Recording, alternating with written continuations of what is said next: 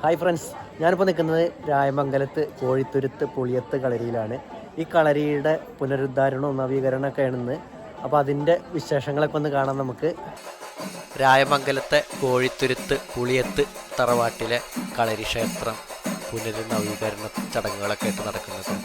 ഒരുപാട് വർഷം പഴക്കമുള്ള ഒരു കളരിയാണ്. നമ്മുടെ കേരളത്തിലെ അപൂർവമായിട്ട് ഉള്ള ഈ കളരി ക്ഷേത്രങ്ങൾ. ഈ പുളിയത്ത് തറവാട്ടിൽ ഒരുപാട് വർഷം പഴക്കമുള്ള കളരി ക്ഷേത്രമാണിത്. ഈ കളരി ക്ഷേത്രത്തിൻ്റെ ഓടും മരമൊക്കെ ചതപ്പിടിച്ചിട്ടും ജീർണിച്ചിട്ടൊക്കെ പോയതിനെ തുടർന്ന് ഈ കളരി ക്ഷേത്രം ഫുള്ള് പുതുക്കിപ്പണിയല്ല, കേടുപാടുകളൊക്കെ തീർത്ത് അറ്റകുറ്റപ്പണികളൊക്കെ തീർത്ത് പുനർനവീകരണ ചടങ്ങുകൾ നടക്കുക കേട്ടോ. ഈ ഓടുമരൊക്കെ ഇറക്കി പണിയുന്നതിന് മുന്നേ ഇതിലുള്ള ദൈവങ്ങളെയൊക്കെ ഈ തറവാട്ടിലേക്ക് മാറ്റി വെച്ചിട്ട് ക്ഷേത്രത്തിൻ്റെ പണിയൊക്കെ കഴിഞ്ഞതിന് ശേഷം തിരിച്ച് ഇതിലേക്ക് തന്നെ പ്രതിഷ്ഠാപന ചടങ്ങാണ് ഇന്ന് നടക്കാൻ പോകുന്നത്. ആ ചടങ്ങിൻ്റെ വിശേഷങ്ങളൊക്കെ ഒന്ന് കാണാം നമുക്ക്.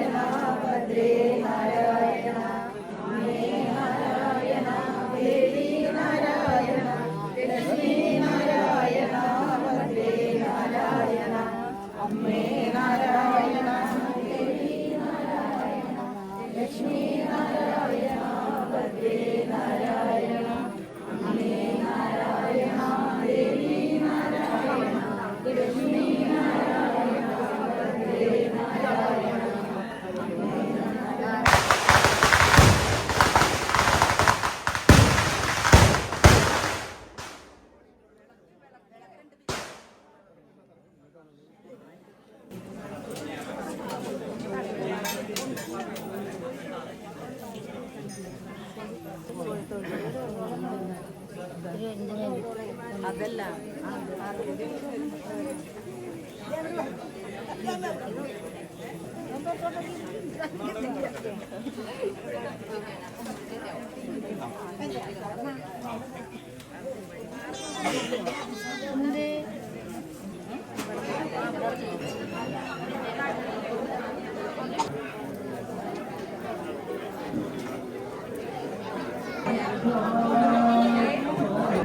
ഉച്ചഭക്ഷണം ഒരുക്കിയിട്ടുണ്ട്. വൈകുന്നേരം 4 മണിക്ക് തന്നെ കളരി വിളക്ക് തെളിയിക്കാനുള്ള അമ്മമാർ കേരളീയ വസ്ത്രം ധരിച്ച് നിലവിളക്ക് ഇവിടെ ഉണ്ട്, കൊള്ളൂർ കൊണ്ടുവരിക. 4 മണിക്ക് തന്നെ കളരി നമഃ. ഓം അമൃതേശ്വരി നമഃ.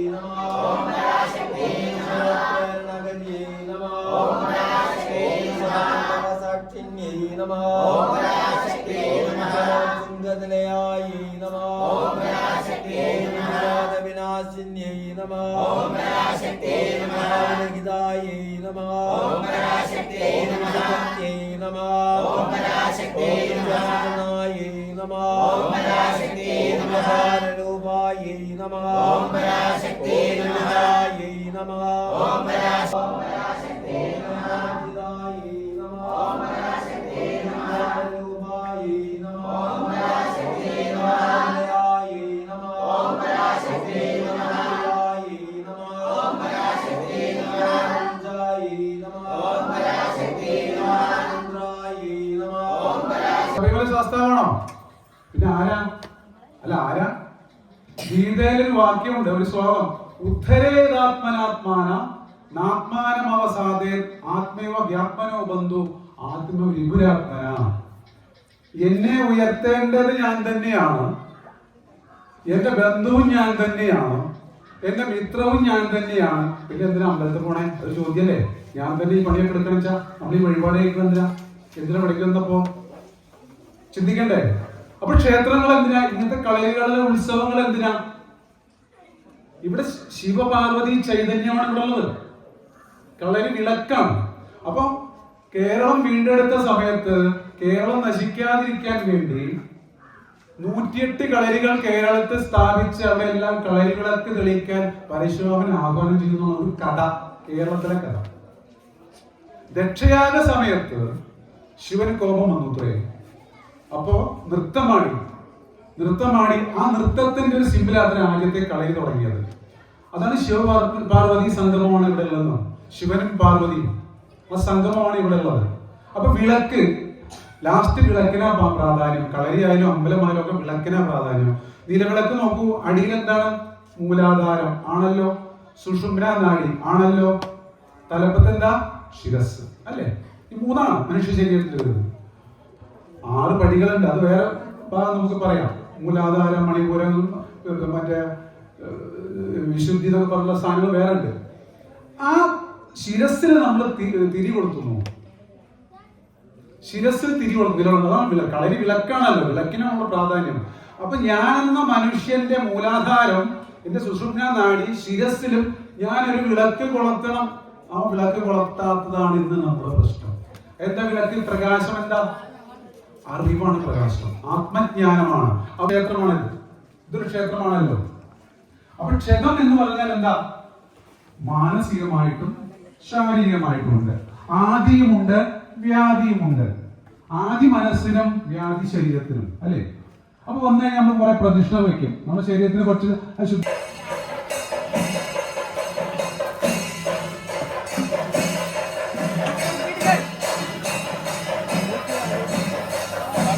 കടുക്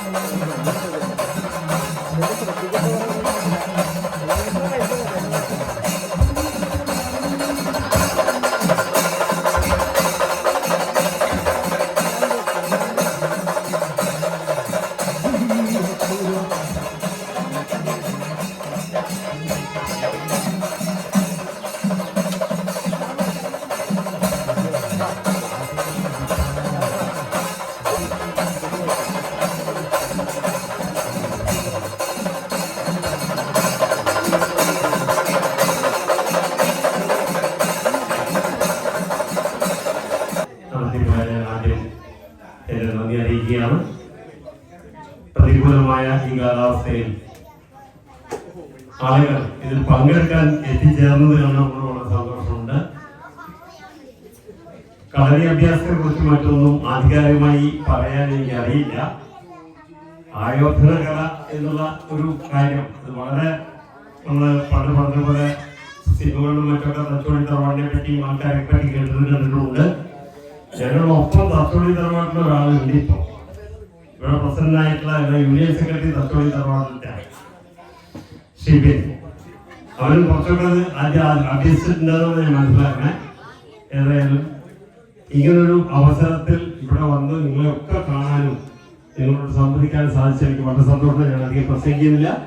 ഞാൻ ഈ യോഗം ഔപചാരികമായി ഉദ്ഘാടനം ചെയ്തതായി പ്രഖ്യാപിച്ചുകൊണ്ട് എന്റെ വാക്കുകൾ അവസാനിക്കുന്നു.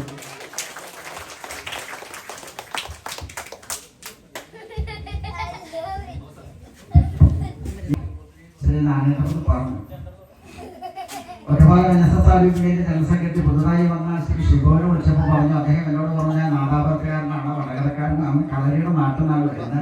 പക്ഷെ അദ്ദേഹം ഇപ്പൊ പറയുന്നത് തച്ചോളി തറവാടുമായിട്ട് ബന്ധമുള്ള ആളാണ്. തീർച്ചയായും ഈ സദസ്സിലേക്ക് സ്നേഹപൂർവ്വം വന്ന ഞങ്ങൾക്കൊന്നും ഈ തച്ചോളിയോ അല്ലെങ്കിൽ കളരിയെ കുറിച്ചൊന്നും അറിയില്ല. അറിയുന്ന ആളെ സത്യം പറഞ്ഞാൽ എന്റെ ഒരു വിശ്വാസം അനുസരിച്ച് ഇവിടെ വേണ്ടത് വരും എന്ന് ഞാൻ പലരോടും പറഞ്ഞിട്ടുണ്ട്. അപ്രതീക്ഷിതമാണെങ്കിലും ഈ കളരി മുറ്റത്തേക്ക് തച്ചോളി തറവാടുമായിട്ട് കളരിക്ക് വളരെ പൂർവികമായി ബന്ധമുണ്ടായെന്ന് എനിക്കറിയും. തച്ചോളി തറവാട്ടിലെ തിരുവാതിരക്കളിയില് ഈ കളരി മുറ്റത്തെ ചില സവിശേഷതകളെ കുറിച്ച് വഴികൾ ഉണ്ടായെന്ന് ഞാൻ കണ്ടെത്തിയിട്ടുണ്ട്. ഏതായിരുന്നാലും തച്ചോളി തറവാട്ടിൽ തന്നെ ഈ സന്ദർഭത്തിൽ ഇവിടെ എത്തിച്ചേർന്ന ശ്രീ ഷിബുവിന് പ്രത്യേക നന്ദിയുണ്ട്. ഇതൊരു പ്രത്യേക നിമിത്തമായിട്ട് ഞാൻ കരുതുന്നു. അദ്ദേഹം ഞാൻ സ്നേഹപൂർവ്വം സന്തോഷപൂർവ്വം ക്ഷണിക്കുന്നു. എനിക്ക് വളരെ സന്തോഷമുണ്ട്.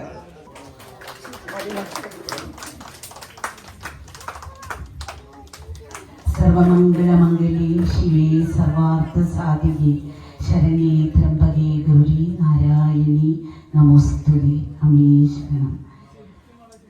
രമേശ് മാഷ പറഞ്ഞ മാതിരി ഒരു 30 കൊല്ലം മുമ്പത്തെ ഒരു സൗഹൃദമാണ്. ഒരിക്കലും അമ്മയെ കാണുന്നതാണ് എൻ്റെ ജീവിതത്തിൽ ഒരു വഴിത്തിരിവാകുന്നത്.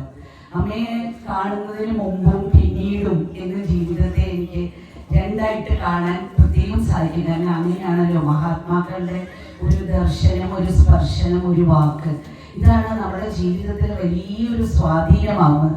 ആ സമയത്ത് കുറേ സൗഹൃദങ്ങൾ ഉണ്ടായി.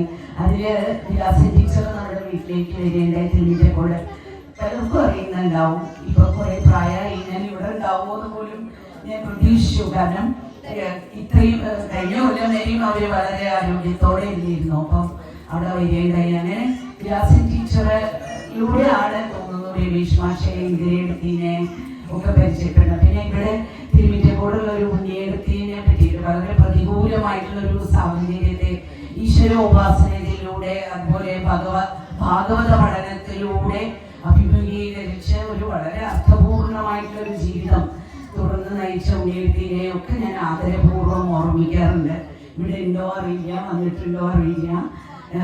എന്തായാലും ഇവിടെ പിന്നെ കുറേ കാലമായിട്ട് നമ്മൾ കൂടുതൽ ആ സമയത്തൊക്കെ അമ്പലത്തിൽ ഇവിടെ അടുത്തുള്ള അമ്പലങ്ങളിലൊക്കെ പരിപാടി ഉണ്ടാകുമ്പോഴൊക്കെ ഞാൻ വന്നിട്ടുണ്ട്.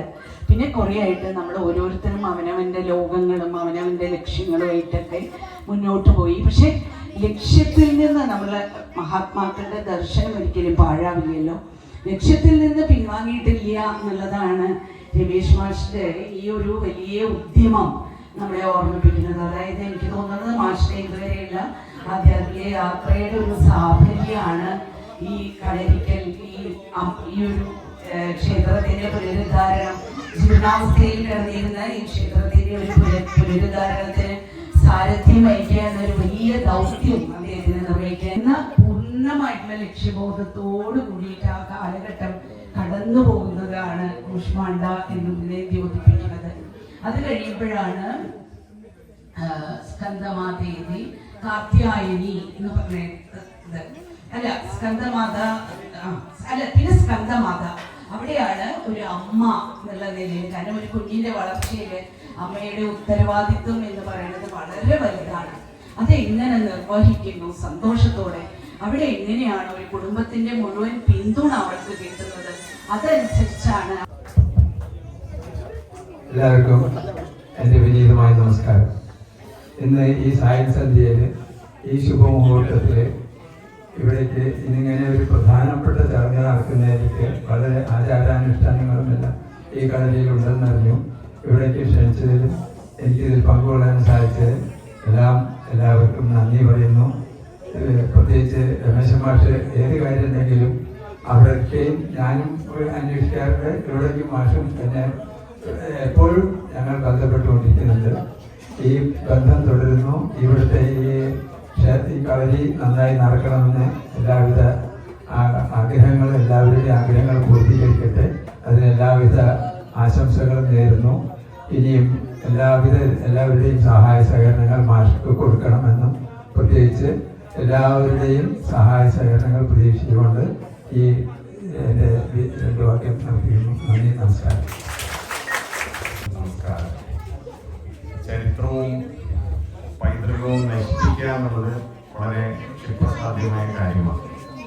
അത് വീണ്ടെടുക്കുക, പുനരുജ്ജീവിപ്പിക്കുക എന്ന് പറയുന്നത് ഒരു മഹായജ്ഞമാണ്. അങ്ങനത്തെ ഒരു മഹായജ്ഞമാണ് ഇവിടെ നിങ്ങളെല്ലാവരും കൂടി ഏറ്റെടുത്തിട്ടുള്ളത്. അതിനൊരു നേതൃത്വം നൽകാനൊരു നിമിത്തമായി മാത്രം. ഇതൊരു നിസ്സാര കാര്യമല്ല. ഇത് കേവലം നിങ്ങളെ ഒന്ന് അഭിനന്ദിക്കുക എന്ന് പറഞ്ഞാൽ വളരെ ചെറുതായി പോകും. ഈ ജനസമൂഹത്തിന്റെ മുമ്പിൽ ഇങ്ങനെ ഒരു പൈതൃകം വീണ്ടെടുക്കാൻ വേണ്ടിയിട്ടുള്ള ഈ ആത്മാർത്ഥ ശ്രമം നടത്തിയിട്ടുള്ള ഈ ജനപദത്തിന് മുമ്പിൽ ഞാൻ നമസ്കരിക്കുന്നു. ഈ മുദ്രാദേവിയുടെ എല്ലാ അനുഗ്രഹവും ഈ ജനപദത്തിന് ഉണ്ടാവട്ടെ എന്ന് പ്രാർത്ഥിക്കുന്നു. ഈ അമ്മമാരും സഹോദരിമാരും തെളിക്കുന്ന ഈ ദീപം എന്നും നിലനിൽക്കട്ടെ എന്ന്.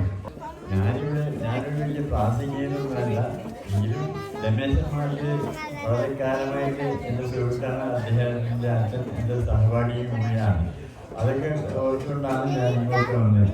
ഏതായാലും ഈ കളരിയുടെ പ്രദേശം നടത്താൻ രമേശൻ മാഷ് ക്ഷണിച്ചത് വലിയ സന്തോഷമുണ്ട്. ഈ കളരി ഈ സ്ഥലത്തിന് ഒരു മാതൃകയാവട്ടെ എന്ന് മാത്രം അഭ്യർത്ഥിക്കുന്നു. ഞാൻ എൻ്റെ വാക്കുകൾ അവസാനിക്കുന്നു. നന്ദി, നമസ്കാരം. വേദിയിലും സദസ്സരുമായി ഇരിക്കുന്ന ഭക്തജനങ്ങളെ നമസ്കാരം.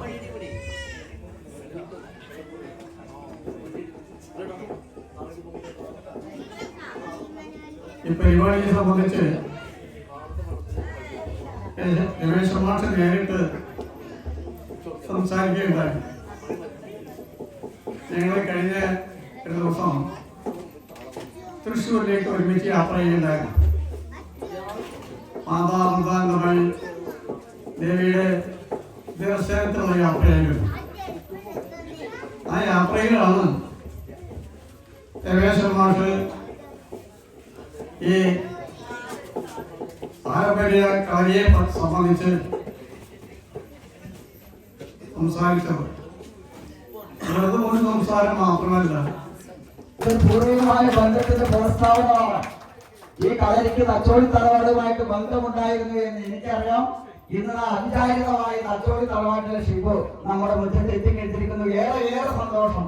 അമ്മേ ദേവി വേണ്ടതെല്ലാത്തിനും മുമ്പോട്ട് എത്തിച്ചിട്ടുണ്ട്, ഇപ്പോഴും എത്തിച്ചുകൊണ്ടിരിക്കുന്നു. പ്രിയപ്പെട്ടവരെ, നേരത്തെ രമേശ് മാഷ് സൂചിപ്പിച്ച പോലെ വടകൻ കേരളത്തിലെ വടകര തച്ചോളി തറവാട്ടിലെ ഒരു അംഗമാണ് ഞാനും. തച്ചോളി ഒതേനക്കുറുപ്പിന്റെ അമ്പലം, തച്ചോളി മാണിക്കോട്ട് ക്ഷേത്രം, അതിന്റെ കൺവീനറും അവിടെ സ്ഥിതി ചെയ്യുന്ന കളരിയും ഒരു 5-6 വർഷം ഞാനായിരുന്നു നോക്കിക്കൊണ്ടിരുന്നത്. തീർച്ചയായും ഇവിടെ വരുമ്പോ ഞാൻ പ്രതീക്ഷിച്ചത് ഇവിടെ ഒരു കളരി അഭ്യാസവും അതൊക്കെ ഉണ്ടാവും എന്നുള്ള രീതിയിലാണ് ഞാൻ ഇവിടെ വന്നത്. പക്ഷെ ഇനിയിപ്പോ ഇവിടെ അത്തരം കാര്യങ്ങൾ തുടങ്ങുമെന്നാണ് ഞാൻ വിശ്വസിക്കുന്നത്. തീർച്ചയായും വളരെ കാലം മുടങ്ങിക്കിടന്ന ഈ ഒരു കളരി പുനരുദ്ധരിക്കുവാൻ രമേശൻ മാഷും ടീമും നടത്തിയ ആത്മാർത്ഥമായ ശ്രമം കന്യാകുമാരി വരെയുള്ള പ്രഗത്ഭരായ ആളുകൾ മുഴുവൻ പല കാര്യത്തിന് വന്നു പോയ കളരി മുറ്റം ഇവിടെ അയോധനകൾ മാത്രമല്ല നടന്നത്. അതിന് എത്രയോ ആഗ്രഹങ്ങളിലാണ് കളരി. ഞാനത് പറഞ്ഞുതരാം, വിശദമായി ഫോണിലൂടെ പറഞ്ഞുതരാം. ഒരുപാട് കാര്യങ്ങളുണ്ട്. ഇതിന്റെ മുമ്പം എടുക്കുന്നത് അങ്ങനെ നിലമ്പൂരിലെ ചാലിയാറിൻ പുഴയുടെ തീരത്ത് ഇപ്പോഴും കാട്ടിനുള്ളിൽ കിടക്കുന്നുണ്ട്. 1400 വർഷം മുമ്പ് കളരി ഇങ്ങോട്ട് ഒഴുകി വരാൻ ഒരുപാട് കാരണമുണ്ട്. ഭൂമിശാസ്ത്രപരമായ കാരണങ്ങളുണ്ട്, ചരിത്രപരമായ കാരണങ്ങളുണ്ട്, മറ്റു പല കാരണങ്ങളുണ്ട്. ഞാൻ അതൊന്നും പറയുന്നില്ല. ഒളിത്തൂരിലെ മാണിക്യം കൊട്ടാരം അമ്മ അനുഗ്രഹിക്കുകയാണെങ്കിൽ ചരിത്ര പുസ്തകമായി എഴുതും, അപ്പോൾ വായിച്ചോളും. ഒരുപാട് കണ്ടെത്തലുകൾ, ഒരുപാട് അറിവുകൾ. ഞാൻ കാശ്മീർ മുതൽ കന്യാകുമാരി വരെ പോയ ആളാണ്. പക്ഷെ ഈ യാത്രയിലൊന്നും കിട്ടാത്ത എന്തൊക്കെയോ എനിക്ക് കളരിയിൽ നിന്ന് കിട്ടിയിട്ടുണ്ട്. അത് ഈ കളരി പറ്റത്തൊന്നും ഉറക്കെ പറയാൻ എനിക്ക് ഒരു മടിയുമില്ല. ഞാനിപ്പോ ആലോചിക്കുക, എന്തിനാണ് കാശി പോയത്, എന്തിനാണ് അങ്ങ് അമർനാഥ് ഗുഹയുടെ താഴ്വരയിൽ പോയത്, എന്തിനാണ് വൈഷ്ണവി ദേവി ക്ഷേത്രത്തിൽ പോയത്, എന്തിനാണ് ഗയയിൽ പോയി. ഒരുപാട് സ്ഥലം, ഭാരതത്തിലെ പുണ്യക്ഷേത്രങ്ങളൊക്കെ ഞാൻ സഞ്ചരിച്ചു. പക്ഷെ അവിടുന്ന് ഒന്നും കിട്ടാത്ത ആത്മജ്ഞാനത്തിന്റെ അനന്തമായ അനുഭൂതികൾ എനിക്ക് ഈ കളരി സമ്മാനിച്ചു. രായമംഗലത്തെ നിങ്ങൾക്കാർക്കും അത് പറഞ്ഞാൽ മനസ്സിലാവില്ല. ഈ കളരിയുടെ സവിശേഷത എന്താണെന്ന് ഇന്ന് നിങ്ങൾ തച്ചോളി തറവാട്ടിലൂടെ ഒന്ന് പുറത്തോളൂ. ഈ കളരി വേണ്ടത് കളരി മുറ്റത്തെത്തിക്കും. ഇതിനു മുമ്പ് എത്രയോ തവണ എനിക്ക് മനസ്സിലായിട്ടുണ്ട്. പക്ഷേ കണ്ണുനീരിന്റെ ഓർമ്മകളായി 49 വർഷം മുമ്പ് പടിപ്പുര കടന്ന് വന്ന് പാല് വാങ്ങാൻ വന്ന എന്നെ മാടി പിടിച്ച കളരി ഇന്ന് 49 വർഷത്തിന് ശേഷം അതിൻ്റെ ആ തകർച്ചയിൽ നിന്ന് അതിൻ്റെ അടുത്ത ശോഭയിലേക്കുള്ള കാൽവെപ്പാണ്. ഒരു കാര്യം കൂടി പറയാം, ഇത് പൊളിക്കുമ്പോഴോ പൊളിക്കാൻ ഇറങ്ങുമ്പോഴോ എനിക്കും അറിയില്ലായിരുന്നു എന്താണിതെന്ന്. പക്ഷെ പൊളിച്ചു കഴിഞ്ഞപ്പോൾ മനസ്സിലായി. ആദ്യത്തെ ഒരാഴ്ച പിന്നിട്ടപ്പോൾ എനിക്ക് മനസ്സിലായി. എനിക്ക് മെസ്സേജുകൾ വരാൻ തുടങ്ങി. എവിടുന്നാണെന്നൊന്നും എന്നോട് ചോദിക്കരുത്. മേടം 2-ാം തീയതി ഇറങ്ങിയ ഉത്തരം മേടമാസത്തിൽ തിരിച്ചു കേൾക്കണം. എന്താ കാര്യം എനിക്കറിയില്ല. ഞാനതോടെ ഉണ്ടായിരുന്നു പഠിക്കാൻ. അവരെ രണ്ടുപേരും വന്നിട്ടുണ്ട്. അവർക്ക് ആ കളരിപ്പണിക്ക് എൻ്റെ കൂടെ നിന്ന എഴുതിപ്പണിയുടെ പ്രേമാശാരിയും രായമംഗലത്തിന്റെ പ്രിയങ്കരായ അനിയും ഈ സംസ്ഥ എവിടെയെങ്കിലും ഉണ്ടെങ്കിൽ അവർക്ക് ചെറിയ ഉപഹാരമുണ്ട്. ഞാൻ മാത്രമല്ല, ഇവർ 2-3 പേരുടെ കഠിനാധ്വാനം, അവരുടെ ആ ആത്മാർത്ഥത, സത്യസന്ധത, വിശ്വാസത ഇതെങ്ങനെ ഉയർത്തെഴുന്നേറ്റ് നൽകാൻ കാരണമായി. കാരണം ഇതിന്റെ തച്ച് ആർക്കും പിടികിട്ടാത്തതാണ്. എനിക്ക് പിടികിട്ടില്ല. 5 ഉത്തരമാണ് മുമ്പിൽ, 5 നാഗോളമാണ് മുമ്പിൽ, 5 വളയാണ് മുമ്പിൽ. ഉള്ളിൽ 3 ഉത്തരവാണ്, 3 നാഗോളമാണ്. രണ്ടാമത് ആർക്കും മനസ്സിലായിട്ടില്ല. ഞാൻ അദ്ദേഹത്തോട് ചോദിക്കുന്നു.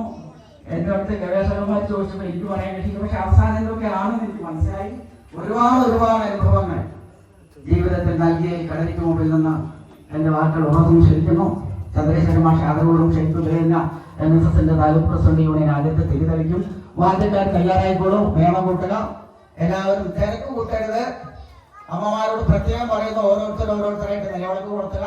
അതുപോലെ തന്നെ പുരുഷന്മാരെല്ലാവരും ഇങ്ങോട്ട് കളയുടെ പുറകിലേക്ക് ഇങ്ങോട്ട് വരിക.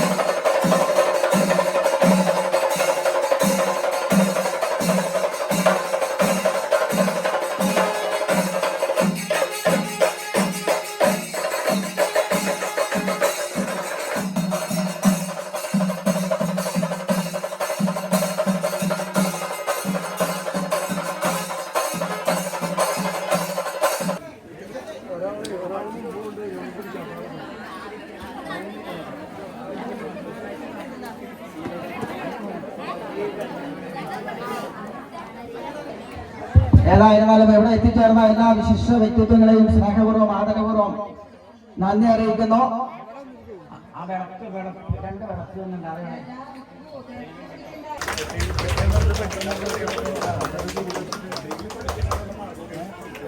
അടുത്തായി ശ്രീ നിർമ്മാണം നിർവഹിച്ച അമിതകുമാരി വ്യവഹാരം സമർപ്പിക്കുന്നു. ഒരു 2 മിനിറ്റ് ഇവിടെ നടന്ന ഈ 64 തൂക്കുവിളക്കിന്റെയും 64 തലവിളക്കിന്റെയും പ്രാധാന്യം മഹത്വം എനിക്ക് പറഞ്ഞുതരാം. ഈ കളരിക്ക് 60 തോറ്റത്തിലെന്ന് പറഞ്ഞിട്ടുണ്ട്. സത്യത്തിൽ 64 വിളക്ക് പുറത്തേക്കത് 64 ദേശങ്ങൾ എന്ന് പറഞ്ഞ പ്രതിനിധികളാണ്. 64 ദേവതമാരെയാണ് പ്രതിദാനം ചെയ്ത് ഈ കളരിയുടെ 64 ദേശമുള്ള തട്ടകത്തെ ഉണർത്താനാണ് ഈ കളരി മറ്റത്ത് 64 വിളക്കുകൾ തെളിയിച്ചിരിക്കുന്നത്. അത് സ്ത്രീകളും 64 കുട്ടിവിളക്കും ഈ കളരിയുടെ 64 ദേശം തട്ടകമാണ്. ആ തട്ടകങ്ങൾ ഏതൊക്കെയാണെന്നുള്ളത് ഇവിടുത്തെ തോറ്റത്തിൽ ഇന്ന് ഞാൻ പൂർണ്ണമായിട്ട് വായിച്ചിട്ടില്ല.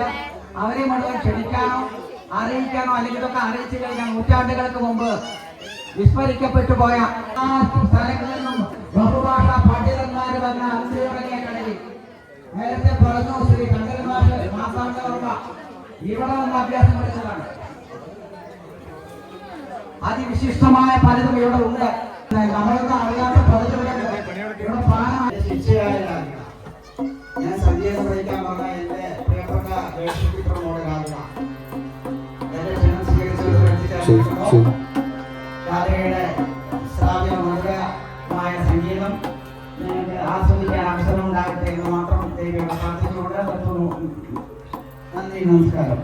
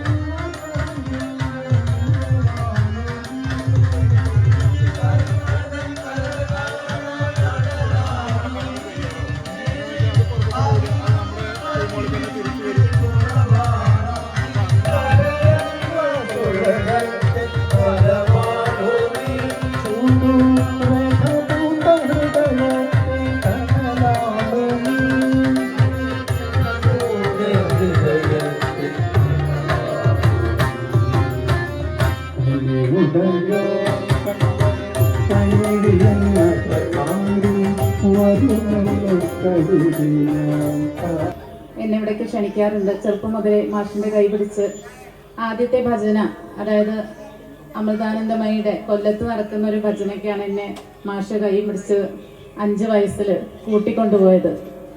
ഇന്ന് ഈ അവസരത്തിൽ ഞാനിവിടെ ഇരിക്കുമ്പോൾ ആ രംഗങ്ങളൊക്കെ ഓർമ്മ വന്നു.